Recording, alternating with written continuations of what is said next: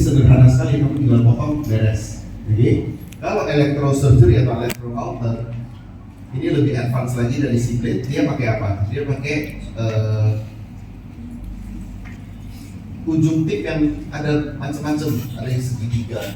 Jadi ada lagi ujung tipnya yang tajam doang. Ada lagi ujung tipnya yang bulat tapi bolong. Ada lagi ujung tipnya yang bulat tapi full logam. Nah ini semua ada fungsinya masing-masing untuk contouring.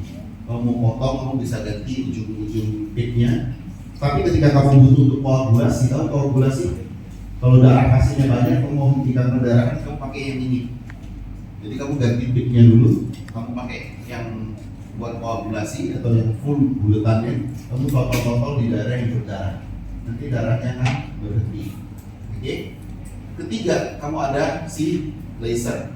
Laser itu pada umumnya tipnya modelnya kayak gini lah. Jadi dia akan menyala di terang di ujungnya seperti ya tongkatnya Harry Potter gitu ya.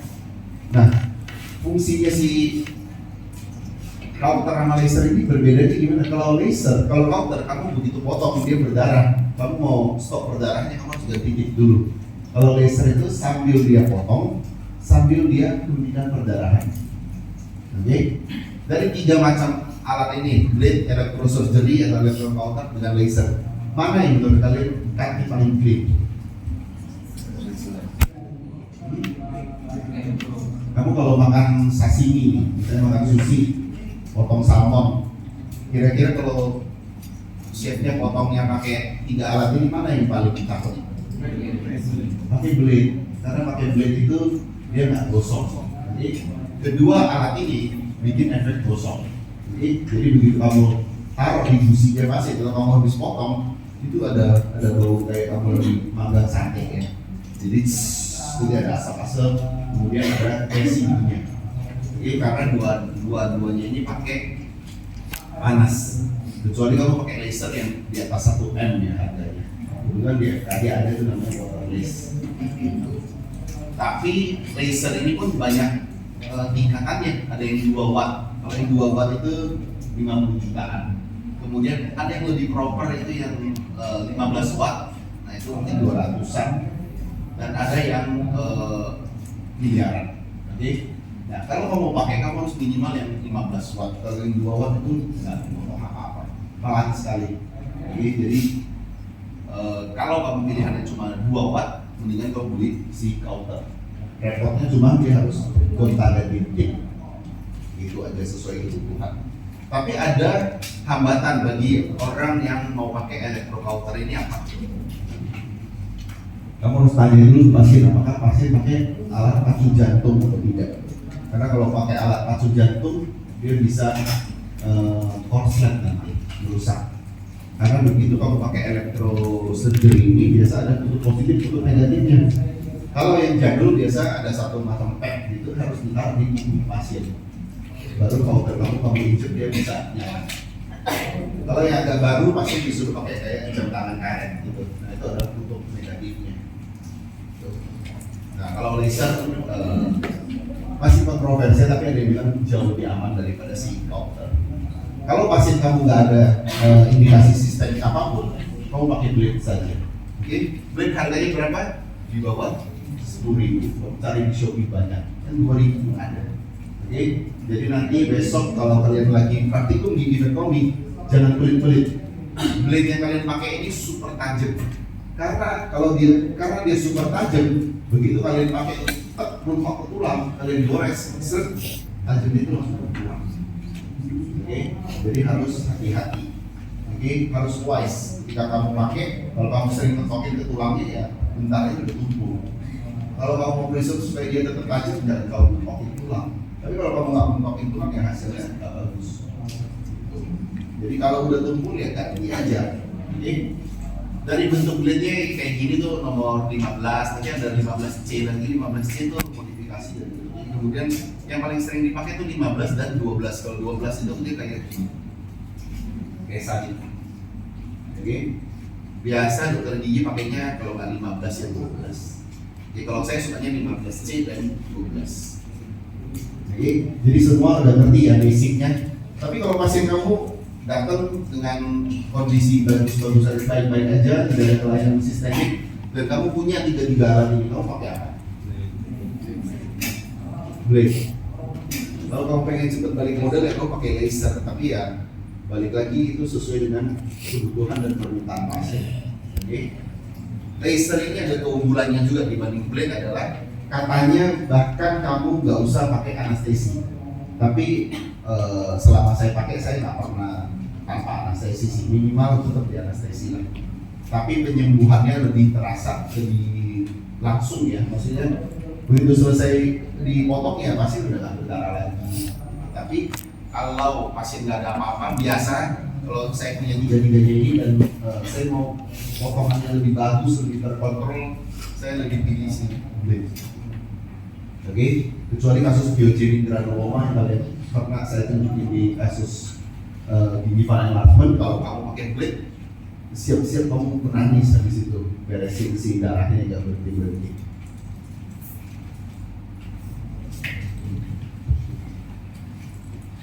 Oke, selanjutnya kita masuk ke prosedur.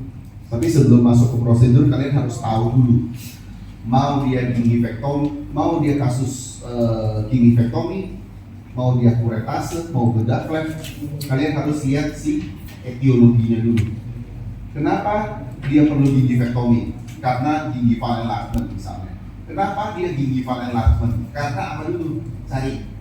Pasti penyebab awalnya ada si apa? Etiologi utamanya plak dan kalkulus. Mau dia perbesaran gingiva akibat drug induce, tetap dia butuh si plak dan kalkulusnya. Ngerti nggak? Jadi selalu ada si plak dan kalkulus sebagai trigger. Jadi begitu kamu kasus apapun gingivektomi, kuretase, tetap kamu harus kejar si etiologinya. Oke, ini masalah potong-potongnya, tapi harus ngerti dulu etiologinya dari mana. Oke, kalau misalnya dia karena drug induce, percuma juga kamu cuma potong, bersihin plak dan kalkulus, kamu nggak ganti drugsnya, ya nggak bisa, nanti kembali lagi. Atau kamu nggak motivasi pasiennya supaya membersihkan obat lebih bagus, nanti ya balik lagi. Oke, nah ini adalah langkah-langkahnya.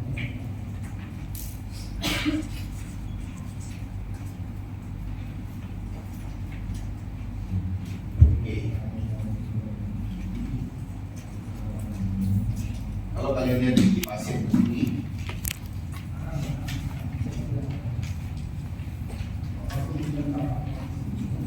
kemudian gusinya karena dia enlargement, gusinya jadi begini ya.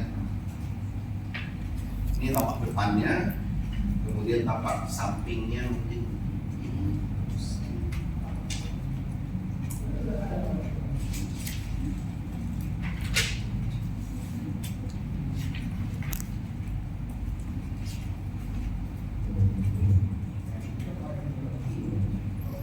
Ini asumsi kita adalah kasus gingivektomi yang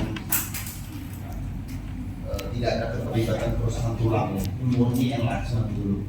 Oke, yang kalian lakukan apa? Sebenarnya propernya adalah kalian bikin TP ini adalah titik perdarahan 1, titik perdarahan 2. Bikinnya pakai apa? Pakai si apa nih namanya?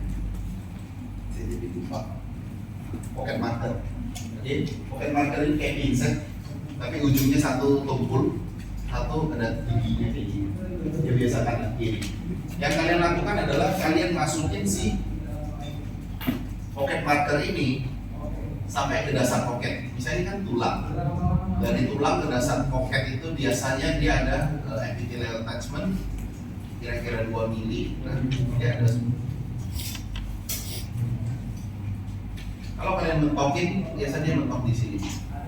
Oke. Ini adalah sisi gepengnya. Oke. Kemudian sisi tajamnya kalian ancepin. Terus di sini. Begitu tancap dapat si TP1. TP1 ini adalah menentukan dasar pocket. Oke. Kemudian dari TP1 kita bikin 2 mili lagi jarak ke arah koronal untuk dapat TP2. TP2 adalah kamu gambar di sini nanti pakai spidol besok. TP2 adalah titik awal insisi. Karena insisi yang kita lakukan harus kayak gini. Kita bikin perosotan 45 derajat menjauhi si akar. Oke, ini namanya external bevel incision. Kapan dia internal, kapan dia eksternal, nggak usah dihakalin. Kamu lihat akar, ujung akar kalau di sini potongannya menjauhi akar 45 derajat itu namanya eksternal. Tapi kalau potongannya masuk ke dalam akar itu namanya internal bevel incision. Oke, nah kunci dari gingivectomy cuma si insisi yang external bevel incision itu. Oke, itu adalah utamanya. Jadi kalau kayak gini, ini titik perdarahan pertamanya, mungkin dasar poketnya itu di sini. Kemudian titik perdarahan keduanya di sini. Oke, sama dengan sini. Nanti kamu bikin titik perdarahan pertama sini, dua sini, pertama sini, dua sini. Oke, kemudian nanti kamu bikin garis imajiner. Apa fungsi garis imajiner ini? Supaya kamu bikin blade kamu nanti bisa potongnya begini arahnya. Oke. Jadi saya hapus dulu. Saya kasih gambaran kalau tadi agak naik ya. Ini businya yang membesar. Ini dasar bibir atau vestibulum. Ini kemudian ada bibir kalian yang bergaris-garis. Oke. Kemudian ini giginya. Oke. Jadi potongan yang harus kalian bikin adalah si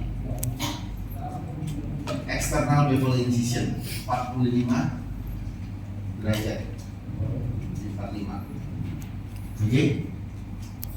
Ini dari TP2 ke TP1. Semua ada bayangannya.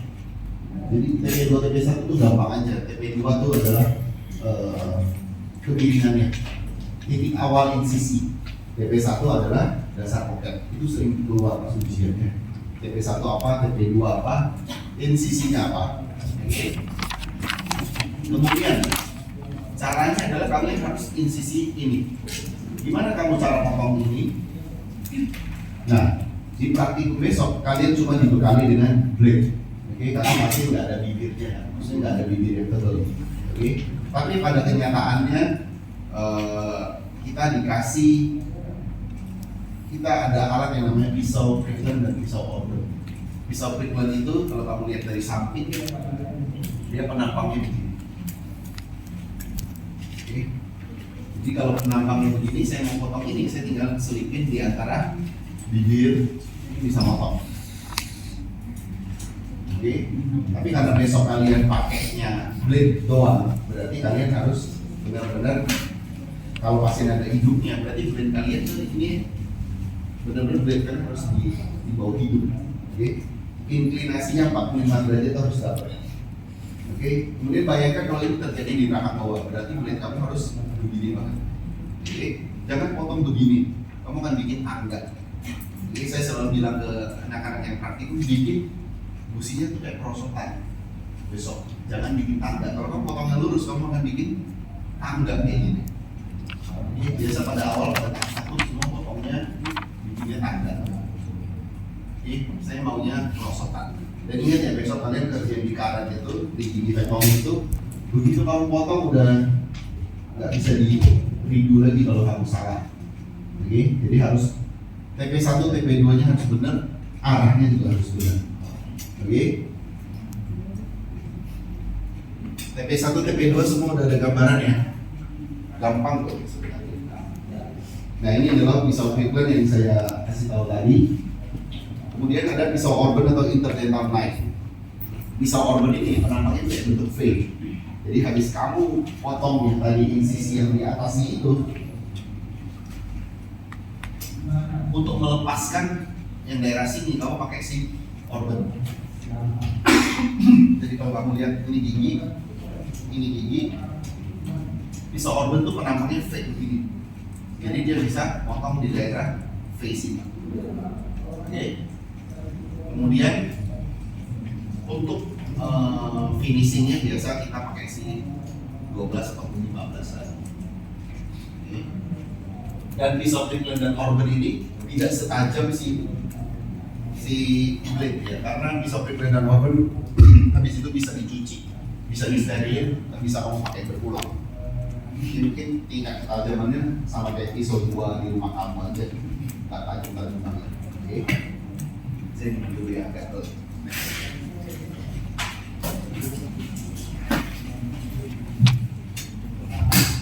Oke, jadi kalau di tempat praktek kalian nanti, dok saya mau gingivektomi tapi saya nggak punya Kirkland dan nggak punya Orban, bisa nggak dilakukan? Bisa. Oke, pisau Kirkland dan Orban cuma diciptakan untuk mempermudah hidup kalian sebagai dokter gigi, ya, sebagai alat bantu tambahan. Pocket marker saya nggak punya, dok gimana? Besok pun kalian nggak punya pocket marker. Apa yang kalian lakukan? Kalian cek dasar pocketnya dulu, dasar pocketnya berapa? Misalnya prop kalian masuk 4 mili, ya udah kalian keluarkan prop kamu, kemudian kamu tempel dari luar 4 mili, kamu colok, kamu bikin pakai spidol di luar. Oke, nanti ada gambarnya, ada videonya biar mempermudah imajinasinya ya. Oke, kemudian step ketiga selanjutnya adalah potong dinding pocket, bersihkan daerah permukaan akar, kemudian evaluasi apakah ada kalkulus, karies akar maupun resorpsi akar. Kemudian jaringan granulasi, kalau ketemu jaringan granulasi itu saya selalu bilang ke pasien itu kayak tetelan. Jadi kalau kamu ketemu dan harus dipasin ya, kalau dikaret besok nggak bisa. Kalau dipasin kamu ketemu daging yang kayak lemak-lemak gitulah, jadi berserat. Nah itu kamu bersihkan, kamu kerok pakai sikuret. Jadi gingivektomi, kuretase, bedah flat itu tidak bisa dipisahkan dari scaling dan penghalusan akar. Oke, makanya ilmu kedokteran ini nggak bisa. Misalnya kamu punya kalkulus subgingiva, dok, saya pakai minta obat aja deh, habis saya makan obat biar kalkulus subgingiva saya hilang sendiri, nggak bisa. Kamu harus lakukan pembersihan secara mekanis. Oke, obat-obatan itu hanya bersifat adjunctive atau tambahan. Oke, jadi kalau kamu cuma kasih obat tanpa pembersihan mekanis, nggak ada gunanya. Kalau kamu sudah lakukan pembersihan mekanis, kamu kasih obat, bisa ada terapi tambahan karena mungkin bakteri itu kan nggak bisa dilihat dengan mata. Oke, tapi kalau kamu hanya lakukan pembersihan mekanis, tapi kamu yakin sekali pembersihan kamu bagus tanpa kamu kasih antibiotik, hasilnya pun mungkin akan bisa bagus. Oke, jadi antibiotik di sini hanya bersifat adjunctive atau tambahan, bukan utama. Oke, kemudian step selanjutnya ini yang udah agak kuno ya. Kalau zaman saya kuliah dulu di 2011, kita pakai namanya periodontal pack. Periodontal pack ini adalah untuk luka terbuka. Karena habis kamu potong gusinya kan terekspos ya, gusi yang baru yang masih berdarah-darah. Nah biasa alat ini tuh kayak odol ya. Ada base, ada katalisnya, kamu harus campurnya itu repot banget. Kamu harus pakai sarung tangan kamu harus cemplung ke alkohol dulu, kemudian kamu pegang base katalisnya, kamu aduk. Begitu sarung tangan kamu kering, alkoholnya dia akan nempel di sarung tangan kamu. Habis itu kalau kamu sudah aduk, udah selesai, kamu peperin atau kamu taruh di gusi pasien. Kalau kamu nggak biasa pakai, kamu akan berantakin sampai ke bibir-bibir sampai mulut pasien. Nah ini yang zaman saya kuliah. Oke. Setelah saya kuliah selesai ini di 2015 ada yang lebih bagus bahannya. Dia seperti modelnya kalau kalian tahu tekstur dari cheesecake zaman sekarang itu, nah dia kayak cheesecake gitu. Dan dia harus disimpan di kulkas. Begitu kamu mau pakai, kamu keluarin dari kulkas, kamu colek sedikit, dia kayak spons gitu, kayak spons basah gitu. Nah kamu peperin dulu, kamu atur-atur, kamu cakepin. Nanti begitu kena suhu ruang yang agak lama, dia langsung akan mengeras. Jadi kayak permen karet yang udah keras gitu. Nah itu lebih simple. Tapi masalahnya adalah kamu beli ini, kamu nggak sering pakai, expiry cepat. Gitu. Dan dulu kita tuh dikasih tahu kalau kamu bedah selain gigi pack ya, kamu bedah flap, bedah kuret, tapi kamu pakai pack ini sebenarnya kamu banci. Kenapa banci? Karena kamu nggak yakin dengan jahitan kamu. Kalau kamu yakin jahitan kamu bagus, aman, kamu nggak akan pakai pack periodontal. Karena kalau kamu pakai pack periodontal ada resiko apa? Kamu bayangin luka yang baru jadi ini, kamu tutup pack periodontal 7 hari, nanti baru kontrol, baru dibuka. Apa yang terjadi di dalam? Ada oksigen nggak? Nggak ada oksigen. Bakteri bisa berkembang nggak? Bisa. Itu pertama. Ada kemungkinan perkembangan bakteri walaupun terkontrol ya, masih 7 hari kamu udah langsung bisa buka. Yang kedua, bayangkan kamu jahit gusinya. Jahitan kamu ujungnya kan pasti ada keluar bentuk V gini kan, ada 2 lembar ujung benang. Kemudian kamu kasih tag periodontal tag begini yang teksturnya seperti permen karet yang mengeras. 7 hari kemudian pas kamu mau buka, dia tarik ke si benang kamu. Oke, akhirnya pas kamu buka pasien pun kesakitan. Jadi untuk sekarang ini sudah sangat jarang dipakai si periodontal tag. Tapi kalian harus tahu karena di UKM P2DG pernah keluar juga soal periodontal tag ini.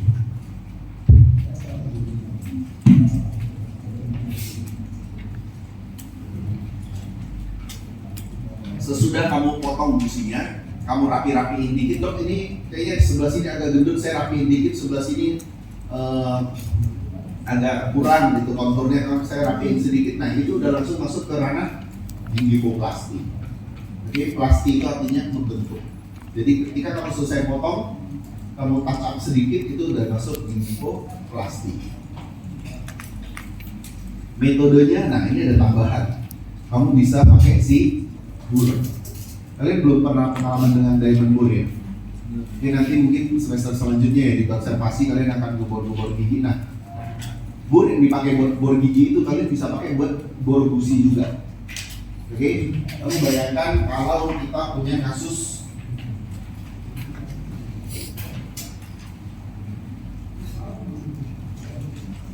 saya pernah dapat kasus ini gigi C bawah ya, gigi C bawah. Pasien datang lagi hamil, dia kena pulis gravidarum. Pulis itu tahu kan tonjolan, gravidarum adalah karena dia terjadi pada masa kehamilan. Oke, gusi depannya ini giginya, gusinya nonjol begini, gusi belakangnya sekelingking gitu. Kalau depannya kan kita gampang kan, pakai si recline, potong begini, pakai blade, potong selesai. Ini keluar kan. Kalau ini kamu potongnya gimana? Dan di sini kalau dilanjut lagi, di sini udah ada lidah pasien kan di sini. Potongnya adalah kita pakai si recline, tapi nyamping. Oke, dan bukaan kamu kan gini kan. Kamu recline bisa masuk dari pinggir buat potong dia. Bikin garis awal insisi lah. Di situ kamu bisa pakai blade bantu untuk potong dari sini. Begitu dia udah putus, sini kan kadang-kadang berserabut-serabut gini. Nah, cara kamu potong ini adalah, cara kamu rapiin dia adalah kamu pakai bur yang bentuknya flame, kita bilangnya flame yang gede. Anggap ini lidahnya udah digeser ya. Kamu masukin bur flame yang seperti tetesan air. Ini burnya anggap, terus burnya kamu puter buat potong sengit di sini. Jadi nanti dia akan cepat. Oke, bisa dibayangkan semuanya? Bisa ya. Yang sono nggak tahu dia kelihatan apa enggak. Kalau nggak kelihatan nanti tanya teman-temannya ya. Oke, jadi kira-kira begitu. Jadi kedokteran gigi itu adalah sesuatu yang kreatif. Kamu harus belajar kreatif. Kalau kamu punya alatnya, kamu harus pikirin. Karena semua tuh udah ada, cuma angle-angle-nya aja. Oke, jadi metodenya kalau kamu mau rapi-rapi itu bisa rapiin pakai blade, elektrokauter juga bisa. Elektrokauter tadi banyak tipnya juga ya. Ada yang kayak gini, oke, ada yang bulat. Nah kalau yang bulat ini cocok untuk kamu ambil tonjolan-tonjolan. Jadi biasa di dalam rongga mulut pasien, saya pernah ketemu gigi pasien begini ya. Tiba-tiba di pinggirnya ada belalai gajah kayak gini. Panjang. Oke. Nah, kamu harus ambil dan kamu harus kirim ke si lab patologi biasanya. Nah, untuk kamu ambilnya kamu pakai sini. Dia kan tengahnya bolong kan. Kamu ambil, kamu potong di sini bersama dengan si akar-akarnya. Biasa dia ada akarnya. Jadi kalau kamu potong pakai blade ini buruk juga. begitu mau potong kita lepas. Potong busi itu nggak kayak potong karet besok. Potong busi itu karena kamu udah potong dan copot juga karena banyak serat-seratnya. Oke, ini hapus aja ya, atau ambigu gambar.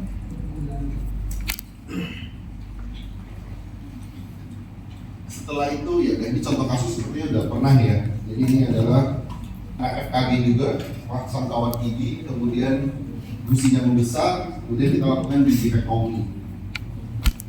Ini biar businya sampai nempel ke bracketnya. Ini adalah prosesnya, titik perdarahan 1, titik perdarahan kedua. Ini kenapa bisa begitu lengkap? Karena ini dulu zaman saya masih kuliah ya. Di fotonya pakai iPhone 5. Karena mungkin kalian belum lahir atau udah ya 2011 udah lahir. Oke, jadi ini pisau piglandnya, pisau orbannya. Jadi kira-kira begitulah prosesnya. Kemudian ini dikeluarkan, businya memanjang begini. Besok kalian gak usah sampai harus sambung menyambung ini ya businya ya. Biar ini kalau kamu bisa per satu gigi nggak apa-apa. Oke. Kemudian ini periodontal pack-nya. Kemudian habis itu kita kontrol 1 minggu sambil untuk meminimalisir businya akan tumbuh kembali, buru-buru cabut si ortonya. Oke, jadi memang kasus ini harus dilakukan pas ortonya sudah mau selesai. Saya pernah gingiviectomy pasien, dia bilang udah mau selesai, ternyata habis itu 2-3 bulan nanti dia belum copot lagi, dan dia oral hygiene-nya tetap ya seperti biasanya dia nggak ada encourage buat lebih bagus lagi. Terus pas dia datang lagi dengan kondisi orto belum dicopot, businya udah besar lagi. Oke, kira-kira itu aja tentang gingiviectomy. Nah, topik saya gingiviectomy.